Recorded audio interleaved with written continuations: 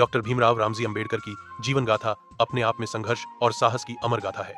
साधारण से घर में जन्मे उस बालक को कोई नहीं जानता था कि वही आगे चलकर भारत का संविधान निर्माता बनेगा और करोड़ों दबे कुचले लोगों की आवाज उठाएगा। उनका हर पल, हर अनुभव लोगों को गहराई से छू जाता है। बचपन में अंबेडकर का परिवार बेहद गरीबी में जी रहा था।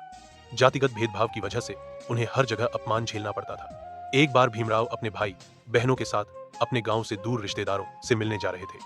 उन्हें आगे बैलगाड़ी से जाना था, लेकिन जब गाड़ी वालों को उनकी जाति का पता चला तो सबने मना कर दिया। गर्मी का दिन था, तपती धूप और धूल भरी सड़क पर चलते हुए सभी बच्चों के गले सूख गए। प्यास से उनका गला जलने लगा। रास्ते में एक कुआं दिखाई दिया। सब बच्चे दौड़कर कुएं के पास पहुंच गए, लेकिन वहां जाते ही उन्होंने देखा कि कुएं पर लिखा था, अस्पृश्य यहाँ पानी न ले। बच्चों का चेहरा उतर गया। भीमराव ने अपने छोटे भाई का चेहरा देखा जो रो रहा था। भीमराव के मन पर यह घटना गहरे घाव की तरह बैठ गई। यही पीड़ा आगे चलकर उनके जीवन की सबसे बड़ी प्रेरणा बनी। भीमराव ने कई बार यही अपमान महसूस किया। स्कूल में भी उन्हें अस्पृश्य कहकर अलग बैठाया जाता था। यहाँ तक कि शिक्षक भी उन्हें पास नहीं आने देते थे।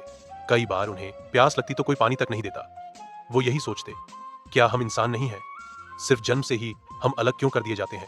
भीमराव घंटों तक पढ़ाई में डूबे रहते। किताबें उनकी सबसे बड़ी दोस्त थी। अक्सर गांव के लोग ताने कसते, अरे पढ़ लिख कर क्या करेगा, तेरी जाति वालों का काम साफ सफाई ही है। लेकिन भीमराव चुपचाप मुस्कुराते और मन में सोचते, एक दिन मैं इन तानों का जवाब दूंगा। जवाब हथियार से नहीं, ज्ञान से दूंगा। अंबेडकर विदेश भी गए।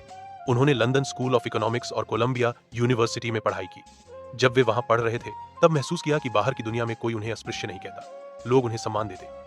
आखिरकार जब भारत स्वतंत्र हुआ तो उन्हें संविधान बनाने की जिम्मेदारी सौंपी गई। उन्होंने भारतीय संविधान का प्रारूप तैयार किया। अंबेडकर ने अपने हर दर्द, हर अपमान को संविधान की धाराओं में बदल दिया। उन्होंने भारतीय रिजर्व बैंक रबी की परिकल्पना में महत्वपूर्ण भूमिका निभाई। अपने पूरे जीवन में उन्होंने दलितों और हाशिए पर रहने वाले समूहों के अधिकारों के लिए जोरदार अभियान चलाया। उन्होंने कॉलेजों की स्थापना की और दलित समुदाय को जाति एवं सामाजिक असमानता की बेड़ियों को तोड़ने के साधन के रूप में उच्च शिक्षा प्राप्त करने के लिए प्रोत्साहित किया। उन्होंने हिंदू कोड बिल पेश किया, जिसका उद्देश्य विरासत, विवाह और तलाक के मामलों में महिलाओं को समान अधिकार प्रदान करना था। उन्होंने भारत में श्रम सुधारों को आकार देने में महत्वपूर्ण भूमिका निभाई। यह वही अंबेडकर थे जिन्हें कभी पानी तक नहीं दिया गया था। आज वही करोड़ों भारतीयों के लिए अधिकारों का झरना खोल रहे थे। हालांकि जीवन भर का संघर्ष उनके शरीर पर भारी पड़ा। वे बीमार रहने लगे, लेकिन मरते दम तक उनकी कलम चलती रही। वे कहते थे, मैं जो कर सका वह सिर्फ शुरुआत है, असली काम तुम सबको करना है। 6 दिसंबर 1956 को उन्होंने दुनिया को अलविदा कहा, लेकिन जाते जाते वे करोड़ों लोगों के दिलों में अमर हो गए। वह बच्चा जो कभी कुएं से पानी तक नहीं पी सका, वही आगे चलकर भारत के संविधान में लिख गया, भारत का हर नागरिक बराबर है। और यही कारण है कि डॉक्टर भीमराव अंबेडकर सिर्फ एक नाम नहीं, बल्कि संघर्ष, आत्मसम्मान और इंसानियत की जीवित प्रतीक बन गए।